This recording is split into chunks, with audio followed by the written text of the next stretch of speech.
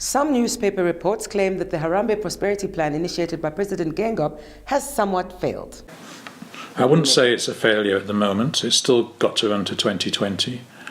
Clearly some elements of it were too ambitious, and some elements weren't achieved or haven't been achieved because of the lack of finance, and the President alluded to that. But I have to say that, Harambee may have some faults, but it's been better than the national development plans. At least it was clear, it had timelines and targets. Nobody mentions that the NDP4, all the desired outcomes were not met in NDP4, whereas at least Harambee, I think, will have some partial successes and some areas where it did okay. So the story on Harambee is not completely negative by any means, and we still need to have a sort of a final assessment. But I think Harambee was too ambitious considering the fiscal situation of government. But I think at the end of the day we'll probably have a list of partial successes and some misses. But I don't think my guess is it won't be deemed a complete failure. So I think. From that side, I think the President was relatively, sort of straightforward about that, and did explain some of the difficulties they've had in implementing various aspects of Harambee. During these tough economic times, I put it to the director of the Institute of Public Policy Research, Hopwood, that the state is actually unable to budget for state funerals, and yet funds seem to be readily available for those. In the whole budget, some of these elements, like state funeral or even a trip abroad, are not that expensive. Although they don't look that good to many people in the public that money has been spent on these kind of things. So it would be wise for government to try and rein in some of these expenditures. But I think there are bigger issues that perhaps weren't addressed in SONA. Like he did obviously touch on the health situation, but hepatitis E is actually been really a disaster. More than 40 people have died. It's now in 12 of our 14 regions, and it clearly has not been dealt with, although it's been around for about 2 years now. So I think a greater acknowledgement of that and a greater indication of political commitment to deal with it. He just mentioned the appointment of a special advisor on that issue. But the hepatitis E points to a much bigger issue, which is the sanitation issue and the lack of access to toilets and clean water that most of the population face. So, that I would have hoped that would have been more significantly addressed, at least in terms of the recognition of the problem, and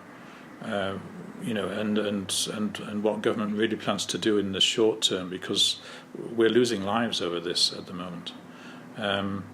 So there were other bigger issues which he didn't really expand on. The water situation in the country is dire. We know in Windhoek.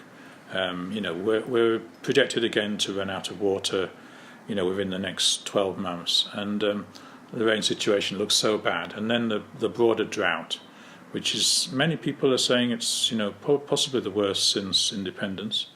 So I would have thought there would be more focus on that situation as well and what's happening. So the energy situation for the country was not really addressed. He did give a list of some achievements in terms of building electricity infrastructure and rural electrification. But the overall issue for Namibia is that we are not really in a position to continue depending on South Africa every year for a good part of our electricity when the hydroelectric scheme at Kalekwe is not functioning. So to have more news about developments in that area, or at least the strategy and the plan that government has.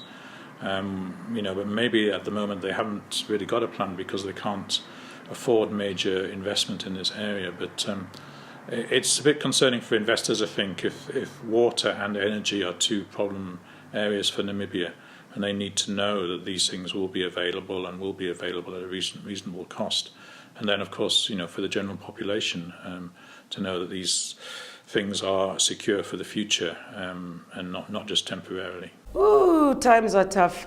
And following this year's SONA, I asked the IPPR's Hopwood what we the citizens can do beyond the vote to start to take control of what's happening in our country.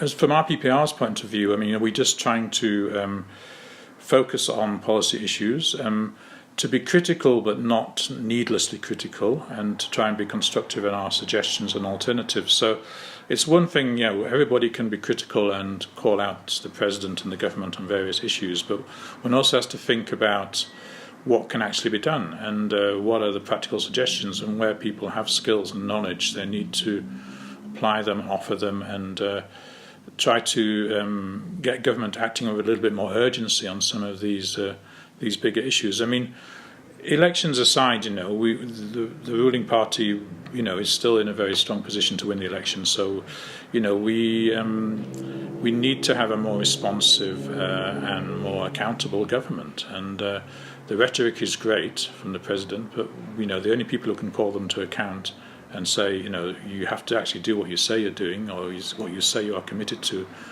are the people.